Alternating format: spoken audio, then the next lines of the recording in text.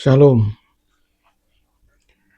jumpa lagi dengan saya yang menerangkan suratan Filipi. Kita sampai pada pasal 2 ayat 19 sampai 30 yang terkena pintu kemah. Pengiriman Timotius dan Epafroditus. Pengiriman Timotius dan Epafroditus. Ayat 19. Tetapi dalam Tuhan Yesus, kuharap segera mengirimkan Timotius kepadamu, supaya tenang juga hatiku oleh kabar tentang hal ehwalmu.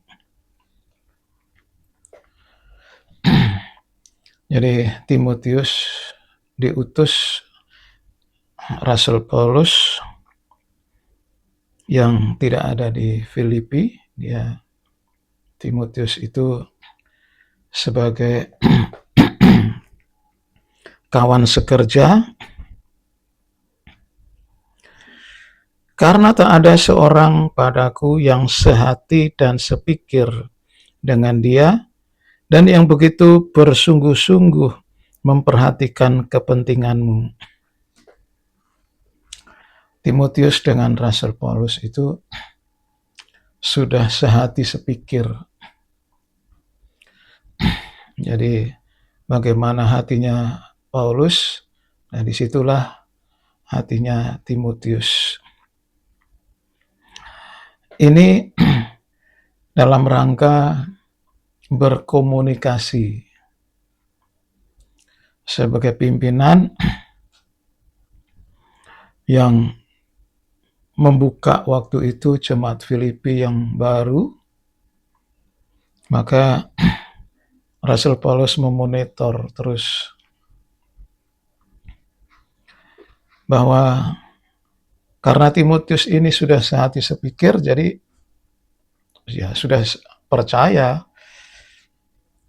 Dia menginformasikan keadaan Rasul Paulus ke jemaat Filipi, dan jemaat Filipi kondisinya itu seperti apa, itu diinformasikan kepada Rasul Paulus.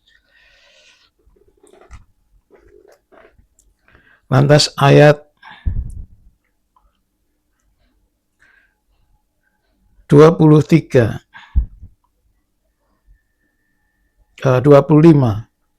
Sementara itu, kuanggap perlu mengirimkan Epafroditus kepadamu, yaitu saudaraku dan teman sekerja, serta teman seperjuanganku, yang kamu utus untuk melayani aku dalam keperluanku. Sedangkan Epafroditus itu berasal dari Filipi. Jadi pelayanan Rasul Paulus itu kalau membuka jemaat, maka diberi kesempatan untuk orang-orang muda bekerja untuk Tuhan. Nah, kalau sudah bekerja untuk Tuhan, yaitu sudah full timer, maka masuk di dalam timnya, baik melayani keperluan Rasul Paulus maupun keperluan jemaat. Epafroditus itu sudah dianggap kawan sekerja. Jadi di sini Rasul Paulus tidak menganggap adanya senioritas, bahwa siapa yang bekerja untuk Tuhan, ya full timer, tentu melewati persyaratan yang harus dilewati, yaitu percaya, bertobat, lahir baru, penuh Roh Kudus, itu minimal. pelayan Tuhan itu harus penuh Roh Kudus. Nah, setelah melayani pribadi, Rasul Paulus itu banyak mendidik anak-anak muda karena dia membuka jemaat tak terhitung ya. Dalam firman Tuhan ini saja, jemaat Korintus, Galatia, Efesus, Filipi, Kolose, Tesalonika, dan belum yang kecil-kecil lagi. Galatia itu ada berapa? Dan mereka ada gembalanya. Efesus juga ada gembalanya. Nah, itu semua sebagai pimpinan yang bertanggung jawab. Ya. Jadi di sini tanggung jawabnya Rasul Paulus itu karena apa? Bahwa jemaat bangsa kafir itu sangat rentan terhadap pengajaran-pengajaran sesat. Karena mereka latar belakangnya penyembah berhala. Seperti jemaat Galatia. Wah, itu padahal diawali dengan roh, atau diakhiri dengan daging. Jadi untuk merombak lagi, merubah kembali kepada relnya, tidak semudah. Sampai kita kalau melihat jemaat Galatia itu, Rasul Paulus itu gregetan gitu. Kok bisa begitu? Sampai dikatakan bodoh. Jemaat Efesus juga begitu. Mengalami kejatuhan yang dalam. Apalagi jemaat Korintus. Dengan kesombongannya, padahal ada dosa yang begitu besar. Nah, itu sebabnya selalu berkomunikasi. Rasul Paulus itu bagaimana, apalagi dia mengirim Timotius, itu ya dianggap paling senior dari yang lain, maka Timotius itu menata lagi, dipercaya sampai sedemikian rupa. Supaya jangan ada pengajaran yang keliru masuk di dalam jemaat, wah itu sampai rusak nanti. Jadi tanggung jawab seorang pemimpin. Dalam 1 Tesalonika pasal 3,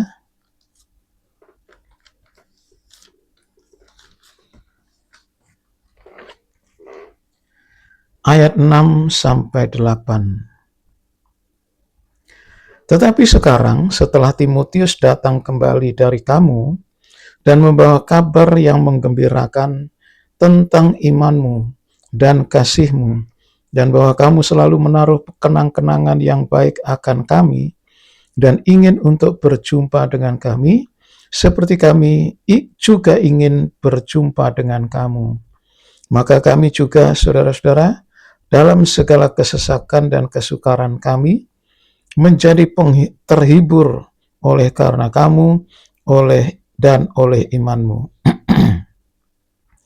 Sekarang kami hidup kembali, asal saja kamu teguh berdiri di dalam Tuhan. Di jemaat Tesalonika juga begitu. Timotius diutus karena khawatir Rasul Paulus ini. Jemaat yang sudah menurut, yang bisa diproyeksikan sampai kedatangan Tuhan.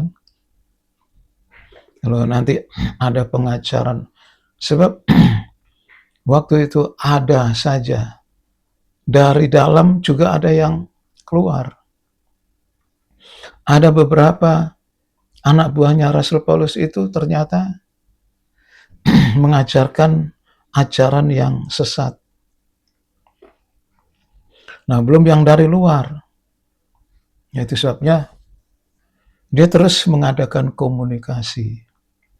Setelah beritanya positif, wah dia lega. Seperti orang yang lahir baru katanya.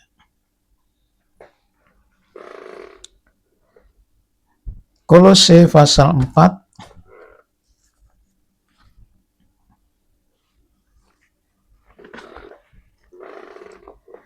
ayat 7 sampai 9. Semua hal ehwalku akan diberitahukan kepada kamu oleh Tikhikus, saudara kita yang kekasih, hamba yang setia, dan kawan pelayan dalam Tuhan. Ia kusuruh kepadamu dengan maksud supaya kamu tahu akan hal ehwal kami, dan supaya ia menghibur hatimu. Ia kusuruh bersama-sama dengan Onesimus, saudara kita yang setia dan yang kekasih, seorang dari antaramu. Mereka akan memberitahukan kepadamu segala sesuatu yang terjadi di sini. Jadi supaya jemaat itu jangan was-was memikirkan keberadaan Rasul Paulus, dan Rasul Paulus juga jangan was-was untuk ada orang-orang yang menyelundup ke dalam. Nah, inilah kerjasama atau monitoring bahwa anggota tubuh itu saling melengkapi.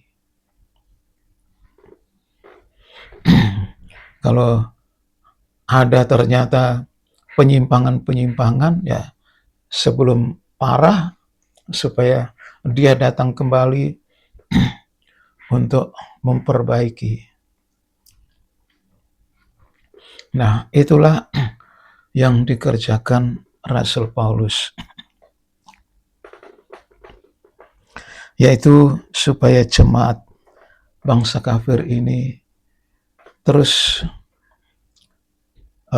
apa yang diajarkan oleh dia itu diikuti, dilaksanakan, sehingga tidak ada pengajaran lain nanti yang akan menyesatkan.